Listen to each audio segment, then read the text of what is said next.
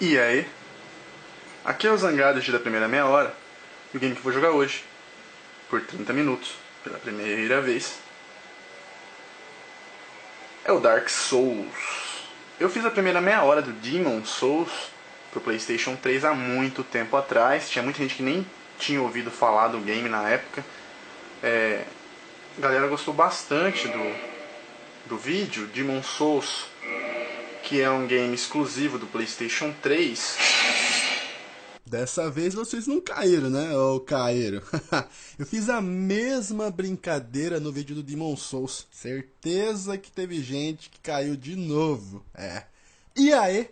Aqui é o Zangado, hoje vale não a pena jogar, e chegou a hora da tão aguardada análise do Dark Souls 1 e 2, mais as suas respectivas DLCs. O vídeo que vocês estão vendo aí de fundo é quando eu fiz a meia hora do Dark Souls 1, lá no final de 2011. Esse foi um dos últimos vídeos que eu fiz com câmera. Pouco tempo depois eu passei a fazer vídeos com placa de captura nos consoles e aquele programa Fraps no PC.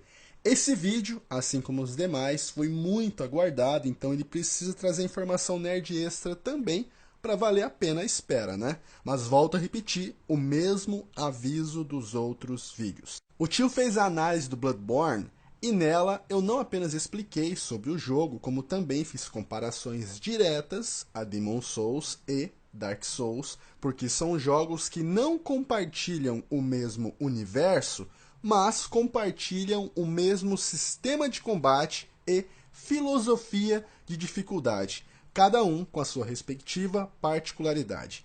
O mesmo eu fiz na análise do Demon Souls, que veio em seguida, onde eu fiz comparações a Dark Souls. Então, o que foi dito sobre movimentação, física, certos detalhes sobre as diferenças, eu não vou repetir. Em outras palavras, jovens, um vídeo depende do outro, certo? Senão vocês vão achar que tá faltando alguma coisa, tem que ver todos para entender. Já avisei. Para o pessoal que está com preguiça de procurar os vídeos no canal, os links estão aí na descrição. Recado dado, vídeo de análise, jovens, com informação nerd extra também. Dá uma pausa no que vocês estão fazendo nesse exato momento. Não importa o que seja, mas Zangado, eu tô sentado no trono, velho. Tô vendo seu vídeo pelo celular, não interessa, puxa pra dentro, trava, põe rolha. Atenção total, aquilo que eu falei, velho. Zoeira à parte, aquele negócio de sempre. Vai lá, pega um lanche, coisa leve pra não engordar, se acomoda, fica bem confortável e vem com o tio.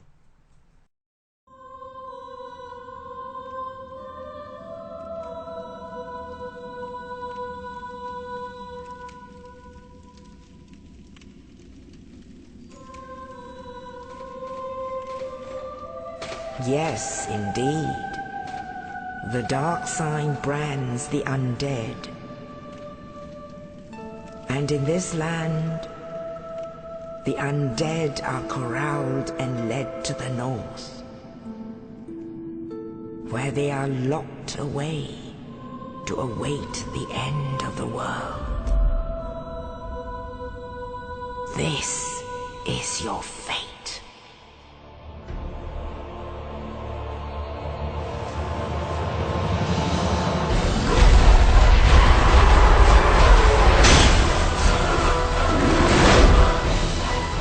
Well, what do we have here? You must be a new arrival. Sands Fortress is an old proving grounds built by the ancient gods.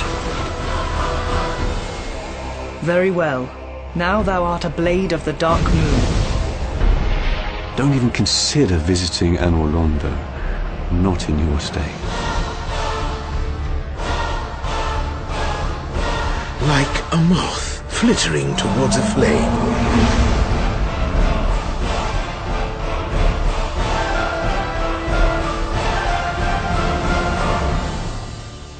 May the flames guide thee.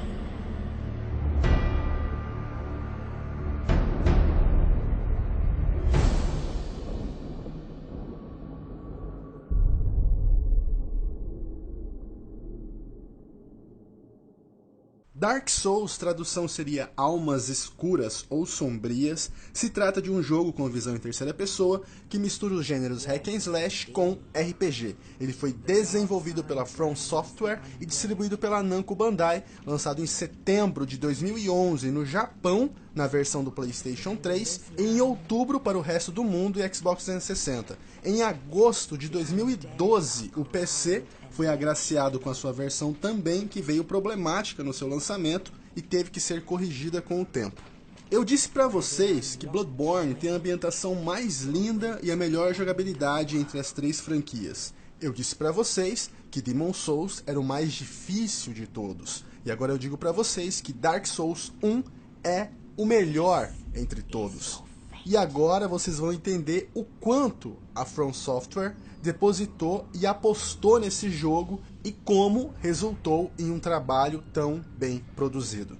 O mestre louva-a-Deus responsável pela direção de Dark Souls 1 foi Hidetaka Miyazaki. Eu cheguei a citar ele no vídeo do Bloodborne, sob um trecho de uma entrevista que ele havia dado comparando Bloodborne com Dark, só que agora eu vou fazer diferente. Eu vou contar um pouco da história dele. Eu já contei a história de vários outros diretores famosos nos meus vídeos de trilogias e sagas, e não apenas nesses vídeos, mas de análise também de algum jogo em especial. Não foram histórias só de diretores de games, mas já contei a história do Alan Moore, no vídeo do Watchmen, do Stan Lee, no vídeo do Homem-Aranha, do Seth MacFarlane, no vídeo do Family Guy, e do próprio Bolanhos, no vídeo do Chaves. E muitos outros, e é hora de contar mais uma, claro que de forma resumida. Miyazaki, se o tio tá pronunciando o nome dele errado, ô comunidade japonesa, eu sei que eu tenho inscritos e inscritas do Japão, perdoai, viu? Dá um descontinho aí pro tio. Miyazaki nasceu na cidade de Shizuoka, no Japão, em 1975. Sua família era muito pobre e ele se considerava uma criança muito complicada. Ah, por que Zangari? Ele era revoltado? Não. Ele passava por um tipo de problema que muitos de vocês também passam. Ele acreditava que não tinha talento nenhum. Em outras palavras, ele se achava um merda e por conta disso, na cabeça dele, para evitar ter futuras decepções de sonhos não realizados, ele resolveu não ter nenhum. Sem ambição, sem sonhos, sem tristeza. Pelo menos isso para ele, né? Seus pais o incentivavam a ter mais empenho para as coisas, mas não foi algo fácil de se conseguir. E como eles eram pobres e não tinham dinheiro para dar as coisas para ele, como mangás, videogames, ou até mesmo brinquedos, né? Foi quando ele descobriu que em uma biblioteca ele poderia pegar os livros emprestados e ter algo legal para fazer em suas horas vagas. Só que os livros que ele ia lendo eram bem avançados para sua idade, e eles ajudaram a desenvolver muito mais o seu intelecto. É o que os livros fazem mesmo, né? A pessoa passa a se comunicar melhor, lê mais rápido e escreve corretamente. Quando mais velho, ele resolveu cursar Ciências Sociais na Universidade de Keio, mas quando estava prestes a se formar, ele decidiu abandonar e trabalhar como programador. Adulto e já se sustentando, ele passou a consumir mangás e games. Alguns anos se passaram e, em uma reunião com seus colegas dos tempos de faculdade, um deles o apresentou o maravilhoso jogo chamado Ico. O tio não fez o vídeo dele ainda, mas eu fiz um vídeo sobre o Shadow of Colossus. E nesse vídeo eu comentei bastante sobre o Ico também. Miyazaki ficou tão fascinado pelo jogo, pelos mistérios do enredo, a ambientação, a trilha sonora, que ele descobriu que aquilo era sua paixão. Não os games em si, mas a arte que um jogo é capaz de transmitir. Vocês podem notar pelas imagens que Ico foi uma das grandes inspirações para o nascimento de Dark Souls. Parece até que passamos pelos mesmos locais. Uma das frases do próprio Miyazaki, depois de ter jogado o Ico, foi que um dia ele ia querer fazer o próprio Ico. Só que não era tão simples assim, faltava coragem, porque ele já estava com 29 anos de idade e nunca tinha trabalhado com games. Quem no mundo ia contratá-lo? Ainda mais no Japão, que a exigência de conhecimento é absurda. Os estudos e o trabalho são levados com uma seriedade que poucos brasileiros são capazes de assimilar. Enfim, ele criou coragem e, claro, teve que aceitar trabalhar por bem menos que um salário normal. Ele foi contratado pela From Software e começou a trabalhar no desenvolvimento de um novo jogo da saga Armored Core. E como todo mestre louva-a-Deus, já foi se destacando. Mesmo inexperiente, o cara exalava transância e foi chamando a atenção. Um outro estúdio da empresa estava desenvolvendo Demon's Souls, que era um projeto audacioso que havia conseguido a façanha de apoio da Sony para ser vendido como um exclusivo de PlayStation 3. Mas as coisas não estavam indo nada bem. Os programadores estavam peidando na farofa e o jogo estava muito problemático. Se as coisas continuassem desse jeito, a Sony ia pular fora e o projeto ia ser cancelado. O que mais estimulava Miyazaki era que Demon's Souls era um game de RPG. E se ele participasse do projeto e conseguisse ajudar a salvá-lo, ele poderia colocar todas as ideias que ele tem guardadas todo esse tempo finalmente em prática. E a frase dele sobre isso é sensacional. Ele disse assim: se eu conseguisse uma maneira de tomar controle do jogo, eu poderia transformá-lo na forma que eu queria, e a melhor parte era que se as minhas ideias fracassassem, ninguém se importaria. Afinal, é isso que se espera de um fracassado como eu. Vocês estão vendo como são as coisas, jovens? Muitos de vocês se sentem pressionados por não terem encontrado o caminho a seguir na vida ainda. Não sabem que faculdade vão cursar e etc. Tem pessoas que morrem sem saber o que fazer da vida. E tem aquelas que sabem o que querem, mas têm medo de tentar. A vida é uma só, a felicidade é sua. Você tá aqui pra chorar ou pra sorrir? Se for pra chorar de emoção, o tio perdoa. De resto, vai atrás do que você merece, vai ser feliz, acredita. Miyazaki assumiu e não apenas isso, ele conseguiu salvar Demon's Souls. Nas primeiras semanas o jogo vendeu mal bagarai e todos acreditavam que isso seria o fim. Mas aos poucos as vendas foram aumentando. Lembra que eu falei na análise de Demon's Souls que o jogo teve um marketing fraquíssimo? Pois é, ele só conseguiu vender um número aceitável graças ao boca a boca dos próprios gamers que foram arriscando em comprar. Porque eu também disse no vídeo que os primeiros especialistas a analisarem Demon's Souls criticaram a complexidade e dificuldade considerada exagerada no game. Esses caras acabaram se fudendo porque queimaram a língua, né? Porque foi justamente pelos mistérios do enredo, pela complexidade e entendimento do sistema, tipo aquele negócio de tendência do mundo que eu expliquei também, perda de almas, NPCs secretos e a dificuldade foram justamente os elementos que fizeram Demon's Souls ganhar um nome e Miyazaki se tornar um herói, não apenas para From Software, mas também para o mercado japonês, que vem sendo criticado e apontado como decadente já há alguns anos. Então a ascensão dele foi uma brisa nova para o mercado, chamando a atenção da mídia. E tem mais, Miyazaki é muito humilde, cara. Ele quase não dá entrevistas, ele não fala muito do seu passado ou da sua vida pessoal. Trata a sua equipe com muito respeito, sem estrelismo, o que o deixa ainda mais bem recebido, né? São poucas as pessoas que curtem gente que se acha, que ostenta, que é arrogante, que é estrelinha. Na verdade, eu nem sei como pessoas assim têm fãs, mas tem. Paciência. Miyazaki não era o caso, ele era o cara. Logo, ele assumiu a direção do próximo jogo, chamado Dark Souls, onde ele colocaria todos os seus sonhos, as suas inspirações em prática. Essas que eu vou falar agora. Fora a sua inspiração inicial, o Ico, e a sequência do trabalho feito em Demon's Souls, que contribuíram para o nascimento de Dark Souls, outro jogo que contribuiu muito foi Kingsfield, lançado para PlayStation 1 ao final de 94. Eu creio que quase nenhum de vocês tenha ouvido falar, porque ele foi um jogo de RPG, com visão em primeira pessoa, lançado apenas no Japão. Eu conheço alguns inscritos que têm uma obsessão por jogos raros, jogos meio que undergrounds, que poucas pessoas ouviram falar. Foi até por conta desses inscritos que eu faço de vez em quando aqueles vídeos de jogos não populares, que são bons, mas não conhecidos. Por essas imagens que o tio está colocando, vocês podem notar a inspiração nos inimigos, NPCs misteriosos e até mesmo alguns chefes. Na verdade, Kingsfield foi inspiração para Demon's Souls, né? Então meio que por consequência foi para Dark também. Outra influência veio de Vagrant Story, game de RPG, lançado nos anos 2000 para o PlayStation 1 também, desenvolvido pela mestre no assunto, Square Enix. Miyazaki era fã da dificuldade do jogo e a complexidade das armaduras e de magias. O fato de forçar o jogador, ou você entende direito como funciona, ou você não vai conseguir terminar. Isso só comprovava a fascinação que ele tinha por jogos difíceis, por desafio.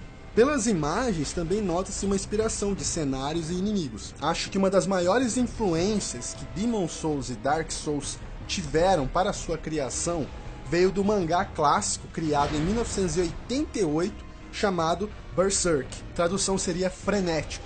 Seria um estado de pura raiva, onde você perde a razão e a sua força física chega ao ponto de ampliar por alguns instantes para saciar o seu cérebro da necessidade de violência. Ele é um mangá de extrema violência, mostrando todo o lado podre do ser humano. Em muitos momentos você se sente mal ou até mesmo enfurecido com alguns acontecimentos. O protagonista é Guts, um órfão que tem uma vida, resumindo bastante, de merda. Não é à toa que a sua força vem da sua fúria e do ódio que o mundo joga em cima dele, entendeu? Ele não está disposto a aceitar o destino dele. Ele vai lutar com todas as forças contra isso. Existe um anime também, a animação é ótima, mas eu não recomendo para menores de 18 anos, tá? É uma ótima história, é muito bem produzida, em um mundo medieval alternativo com grandes personagens, mas é muito pesada. A influência desse mangá sobre esses jogos, nessas imagens vocês podem notar que vários dos locais mais impressionantes do game foram retirados das páginas do mangá. Sem contar que certos NPCs, como ferreiros, feiticeiros, monges, bruxas, ou possuem um visual como os personagens do mangá, ou os nomes também são aproveitados. As armaduras e armas serviram de inspiração. Os inimigos, os chefes também. Eu acho que eu tô deixando os fãs da série Souls que não assistiram ou leram esse mangá desesperados agora. E tá, pra quem tiver curiosidade, na descrição desse vídeo, o tio também vai deixar links pra quem tiver curiosidade em ler o mangá ou assistir o anime depois. Eu deixo vocês muito mal acostumados, velho. Fala a verdade, né? Vocês são mimados, né? Pelo tio. E ainda existem as inspirações reais, do mundo real. Muitos locais da ambientação, acreditem ou não, eles existem mesmo. Com toda aquela magnitude, velho. Olha as imagens que o tio fez as montagens rolando aí. Aquelas árvores de Lost Isle, aquelas árvores com raízes gigantescas que a gente anda sobre. A caverna de cristais. Mano, é surreal. É muito, muito, muito foda. Aquilo ali existe. E encerrando esse assunto sobre Miyazaki e as suas inspirações e sua história, Dark Souls foi um sucesso absoluto. Ele vendeu mais de 3 milhões de cópias, teve média de 8.9 nas reviews mundiais. Algumas das críticas que ele teve eu já disse em outros vídeos. Miyazaki foi promovido a nada mais, nada menos que o presidente da From Software. É mole? Ou você quer mais? Esse pertence àqueles casos raros de fez por merecer. Nada de filho de alguém, indicado por alguém, de estagiário, praticamente, a presidente. É mole? E agora vamos lá para o enredo. Lembrando do que eu disse nos outros 2 vídeos, as histórias de todos os jogos possuem uma base conceitual fixa que todos nós conhecemos, que é apresentada geralmente durante a intro, que eu vou comentar aqui, mas o desenrolar da história, para se ter um total conhecimento dos fatos, o jogador não basta apenas se dedicar a completar, a zerar o game. Pergaminhos e passagens secretas devem ser descobertos, e os NPCs vão sendo encontrados, mas nem todos eles são confiáveis. Há muitas mentiras em seus relatos, o que pode confundir o jogador. E era isso que o Miyazaki queria, deixar os jogadores discutindo e criando teorias sobre o enredo, que é o que acontece com Ico, com Shadow of Colossus. Quantas lendas urbanas existem sobre esses games? Eu citei várias no vídeo do Shadow mesmo. E uma ótima estratégia que o jogo adota também é que a narrativa é feita pela visão do personagem. Vocês lembram do meu vídeo do Shadow of Mordor, onde eu fiz a mesa redonda com o Feliz e o Yugi sobre Tolkien e suas obras? O Yugi havia explicado sobre uma linguagem adotada pelo mestre Tolkien que te livra de furos da história. Porque se alguém quiser contradizer algum fato narrado, você simplesmente rebate. Essa visão se aplica ao narrador, ao personagem que está contando. Se tem uma informação errada, é pela falta de conhecimento dele. Se fosse um narrador geral, oficial da história, que não faz parte dela, ele simplesmente sabe que todo mundo tá falando, sabe onde todo mundo tá, sabe o que todo mundo tá pensando, aí se esse cara descrever alguma coisa errada, aí é furo de história. Essa forma de narrativa, através de relatos, é utilizada em Dark Souls. Então, nos atentando a isso, prestem bastante atenção, porque a história de Dark ela é fascinante, mesmo que não haja praticamente nenhuma cutscene. Eu vou contar agora o que foi narrado na intro, literalmente repetir as palavras e fazer uns comentários sobre elas. Então vamos lá. Nos tempos antigos, quando o mundo ainda estava em formação, ele era coberto por uma névoa. Notem que o lance da névoa se aplica de forma diferente em Demon's Dark Blood. Era um reino de penhascos cinzentos e árvores gigantes com dragões imortais. Mas então surgiu o fogo, e com o fogo, a desigualdade, calor e frio, vida e morte, e claro, luz e escuridão. Esse trecho ele é enigmático, mas seria algo como uma fonte desconhecida de energia que surgiu no mundo e trouxe a mudança de tudo. Eu vejo isso, sabe como? Fazendo uma analogia, como um meteoro que pôs um fim ao reino dos dinossauros. Sabe por que eu vejo assim? Ouçam o resto. Da escuridão, os homens surgiram. Estão vendo, né? E acharam as almas dos lordes dentro das chamas. Aqui já viria um lance de religião também, né? Que é bastante associada ao gameplay de Dark Souls, na questão do Covenant, que eu vou falar mais pra frente. Essas almas continham grande poder, como almas de deuses, Nito, o primeiro dos mortos, a bruxa de Izalith e suas filhas do caos, Gwyn, o Lorde da Luz e seus fiéis cavaleiros. E falando sobre eles, existe um NPC chamado Solaire de Astora. Esse cara é o maior parça que vocês vão encontrar em Dark Souls. Em meio a monstros e demônios, ele é otimista, é bem-humorado, ele diz que está em uma jornada para encontrar o seu próprio sol. A primeira vez que você o encontra, ele está admirando o nascer do sol, creio eu. Ou é o pôr do sol. Existe uma interpretação da história que diz que ele seria o primeiro filho do próprio Lorde da Luz, o Gwyn, mas que rejeitou ser uma divindade. Quando ele contempla o sol, é como se ele olhasse para o seu pai em busca de aprovação. A gente pode ouvir ele pensando em voz alta uma vez, dizendo bem assim: será que eles me veem como uma piada? Ele parece um homem normal, sem nenhum tipo de status divino. Então se ele é fodão bagarai, é porque ele é fodão na raça, mano. E ele tá disposto a te ajudar numa batalha contra vários chefes. Não é só um, não, nem dois, nem três.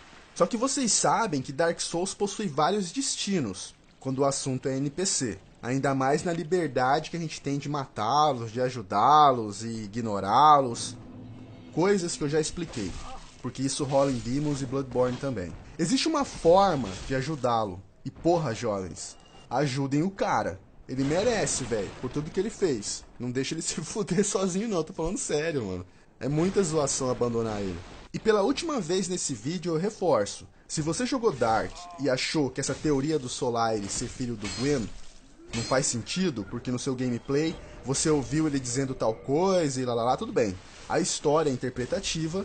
O que eu vivi em Demon's Dark Blood foi o que eu contei e estou contando para vocês. Em histórias assim, nós devemos discutir e compartilhar experiências para ajudar todo mundo a entender. É até bacana se você puder comentar a sua história com algum NPC ou chefe específico aí nos comentários, para trabalhar como uma forma de fórum, entendeu? Para ajudar todo mundo a entender mais sobre a história de Dark Souls, que apesar de fantástica, ela é bem complicada. Continuando a intro, tava listando, né, os deuses, o Lorde da Luz. Daí vem o furtivo Pigmen, o primeiro dos humanos que foi facilmente esquecido. Então, com a força dos lordes, eles desafiaram os dragões. O Isengard, peraí, mas os dragões não eram imortais? Todos acreditavam que sim. Mas o dragão albino Seth se aliou a Gwyn e traiu sua espécie, revelando seus pontos fracos, trazendo sua raça praticamente à extinção. Então surgiu a Era do Fogo. Gwyn se tornou o maior governante e a paz reinou. Mas um ciclo iria se iniciar. A chama sempre iria se extinguir e a escuridão sempre iria retornar. Noites intermináveis viriam com criaturas mundanas e seres tomados pela loucura e pela ganância de poder emergiriam e o caos prevaleceria. Havia uma profecia que dizia que um guerreiro solitário, apelidado de Morto-Vivo Escolhido, iria viajar até o reino de Lordan e acabar com essa maldição, ou então se tornar o novo imperador. Nesse finalzinho da motivação da história, do livre-arbítrio, da escolha que esse guerreiro vai tomar, é idêntico, né, ao Demon's Souls. Praticamente idêntico. O seu personagem começa em uma prisão e, obviamente, ele é o escolhido prestes a iniciar a sua jornada. E é aí que o jogo começa. Ainda existe mais alguns detalhes para se comentar que eu vou deixar para daqui a pouco. Eu também dei alguns spoilers durante a explicação, mas são spoilers necessários, cara, pra senão fica difícil de entender. Relaxa que eu não comprometi gameplay de ninguém, porque eu creio que muita gente até zerou e nem sabia do que eu falei aqui. O enredo, como eu disse, é maravilhoso e ainda existe um fator reviravolta no final da história que vai te deixar muito puto e triste com tudo que você fez para chegar até lá. Mas isso eu já não posso contar. Sobre o tempo de campanha, eu já havia dito no vídeo do Bloodborne, mas não custa repetir. Ela dura em torno de 45 a 50 horas e para quem busca uma total exploração, vai variar aí de 85 a 90 horas.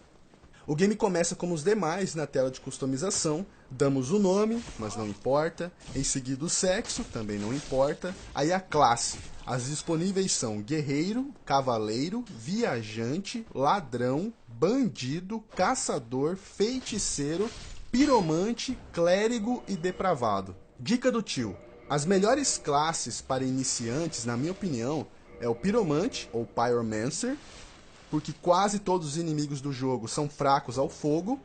Cara, um Charmander aqui ia fazer um regaço nesse mundo.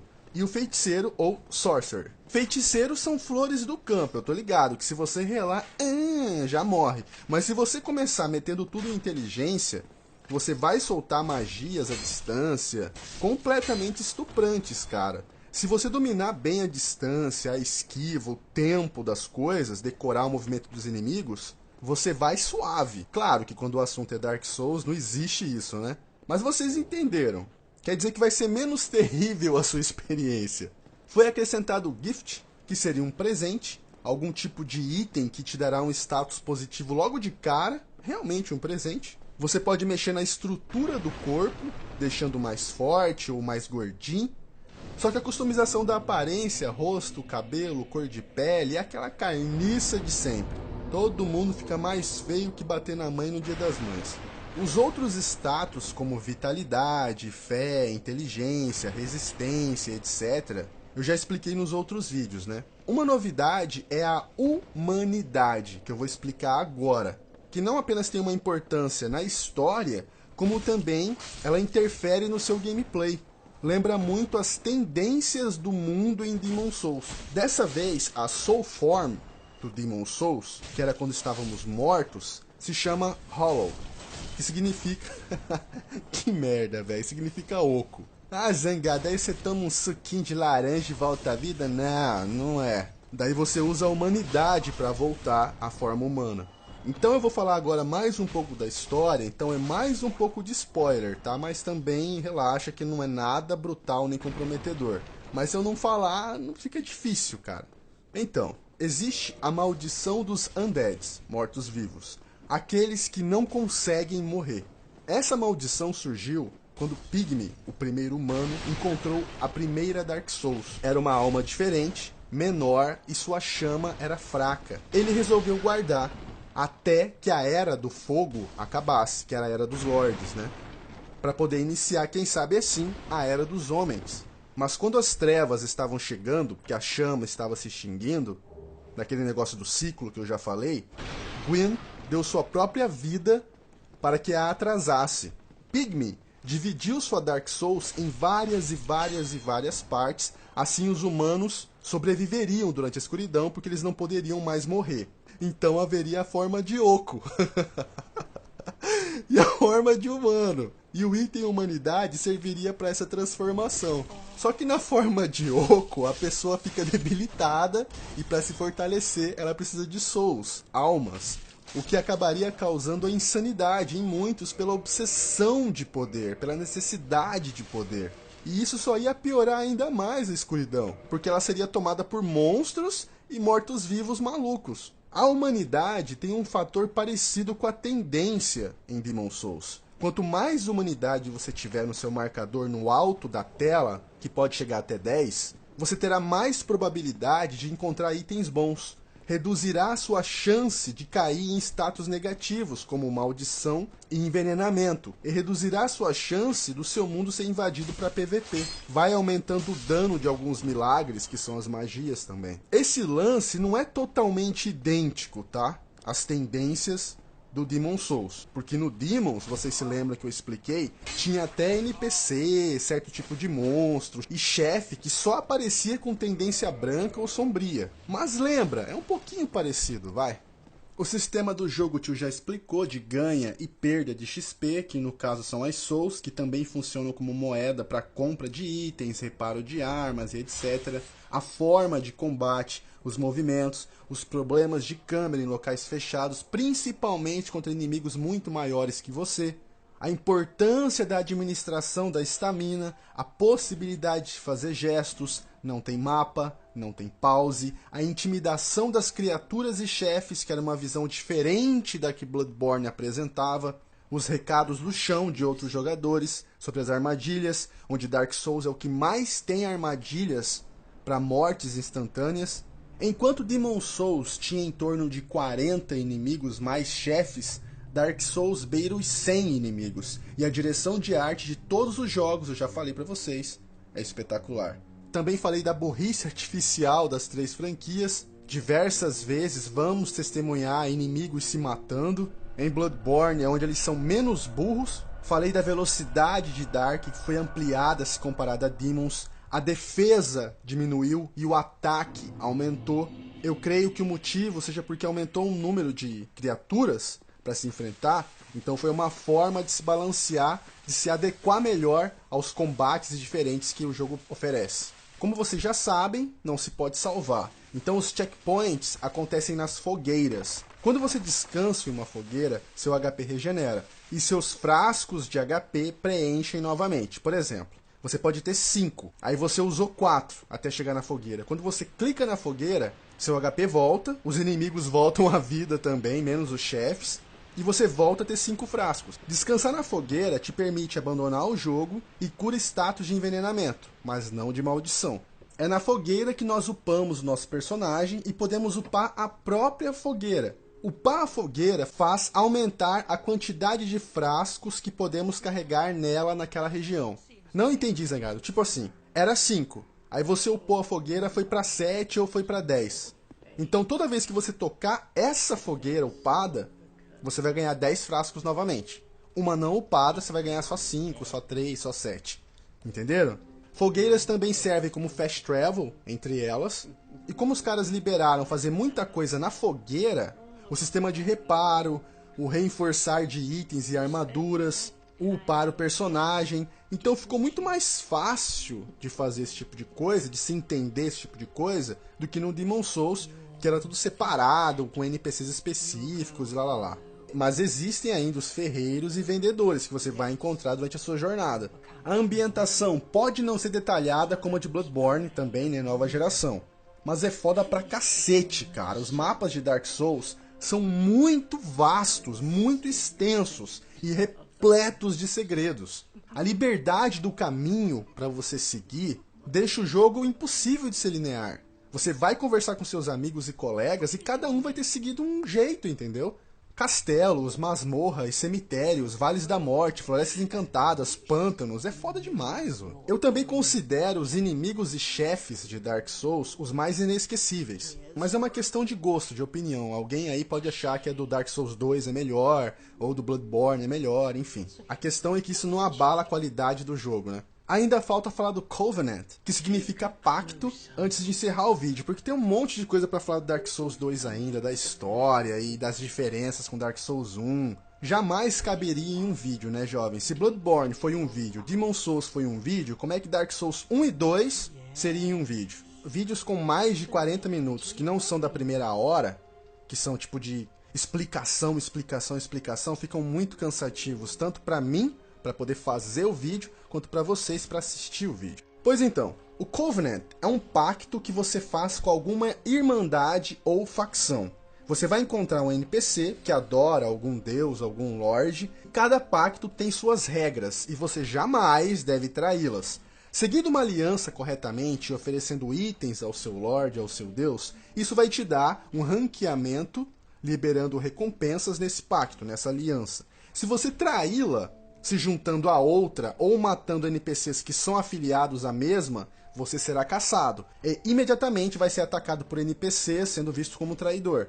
Seu mundo vai ser mais invadido por jogadores da aliança que você traiu como forma de punição. Existe um NPC chamado Oswald of Carim. Falando com ele, você pode abandonar sua aliança sem dar treta, sem cometer pecado. Ele fica na torre onde tocamos o sino e enfrentamos os 2 chefes gárgulas. É melhor você fazer isso do que tretar. Acredite. São 9 possíveis alianças. Claro que algumas delas são melhores para certas classes do que outras. O Chaos Servant é bem melhor para os Pyromancers. O Forest Hunter e o Path of the Dragon são mais indicados para feiticeiros. E por aí vai. O sistema de co-op é semelhante aos outros, né? A Demons e Bloodborne. Você tem que estar na forma de humano, daí você vai deixar algum símbolo, que é o White Sign, no chão, para chamar um amigo para jogar junto, ou alguns amigos. Esse cara vai te acompanhar, e a cada batalha contra o chefe vencida, ele vai abandonar o seu jogo. Assim como o Demon's Souls tinha problemas de servidor, com muita dificuldade para conexão e queda, Dark Souls, nos seus meses iniciais do seu lançamento, passava pelas mesmas coisas. Era irritante e frustrante. Às vezes você via o fantasma do seu amigo se formar, e de repente ele sumia. Você combinava de jogar, sei lá, mais 7 da noite, já eram 7h30, 7h45 e vocês nem começaram. Por quê? Porque estavam lá tentando conectar. Era um porre. Dark Souls tem um ótimo enredo, teve sua jogabilidade melhorada com relação a Demon's Souls, possui fases mais amplas e com maior quantidade de armadilhas e segredos, apresenta os mesmos problemas de sempre. Você pode bater através das paredes e apanhar também, a câmera se embanana, a burrice artificial dos inimigos. É um jogo estressante para muitos, impossível para outros, mas inesquecível para aqueles que conseguiram completar. Ainda há mais histórias para se falar, mas isso vai ficar pro próximo vídeo, porque esse aqui já tá longo demais. Antes de encerrar, fiquem aí com os melhores momentos do vídeo do tio de 2011, da minha meia hora do Dark Souls 1. Deixa rolar. Ah, meu companheiro de cela?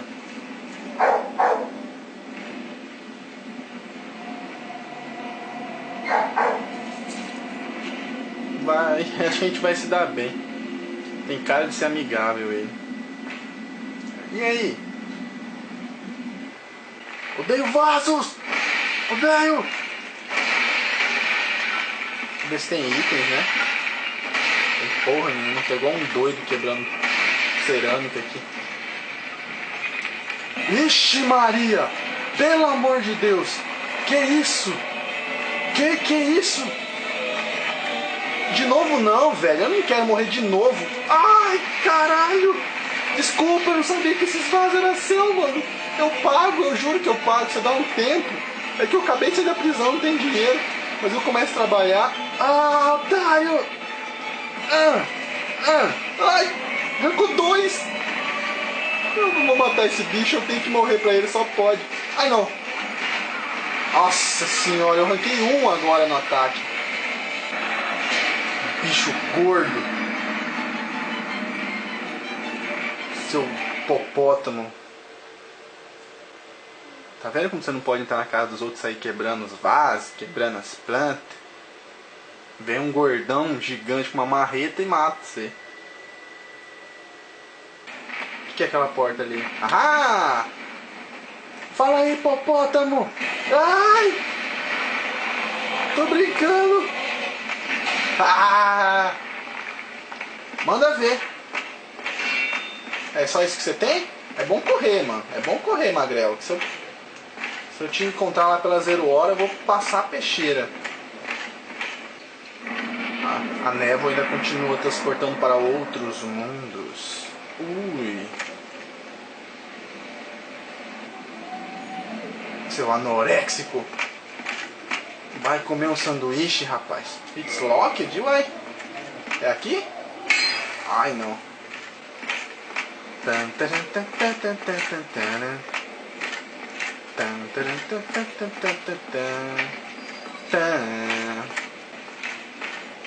Eu estou perdido, estou desorientado. Now I must bid farewell. I would hate to harm you after death. So go now. Cara, vem comigo, velho. Tá cedo, tem um monte de mulher lá fora, velho. Precisa, porque você não completou a missão, precisa morrer, cara. Vem, levanta aí, bora. Vem. Conheço gêmeas, cara. Não vai, não?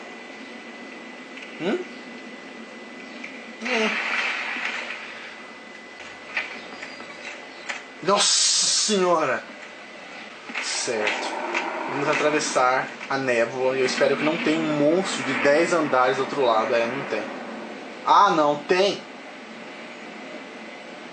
Ai, meu Deus. O que essa porra de baixo faz? Pera aí. Não! Desgraçado! Ai, não! Não, cara, não! Faz isso não! Ai.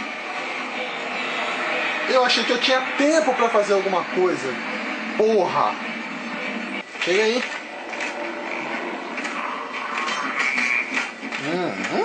Ninja.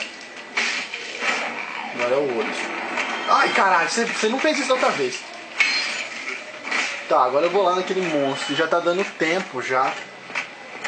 Bom, essa foi a primeira meia hora do Dark Souls. As minhas primeiras impressões foram as melhores possíveis. Não é muito surpresa que esse game deve ser foda pra caralho, viado.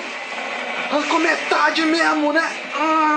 Sentiu dorzinha? Filha da mosca, desgraçado. Ai! As impressões são as melhores possíveis, porque o game obviamente deve ser muito bom. Ai! Então é isso, espero que vocês tenham gostado. Sai! Droga! Avalia se quiser, se gostou não tá no canal, se inscreve, me segue lá no Twitter. Beleza então? Valeu, falou e até mais! Ai! Desgraça! Não arrancou nada! Ai! Vou morrer de novo. Usa essa bosta de baixo aqui, ó. Usa essa merda. Que é isso?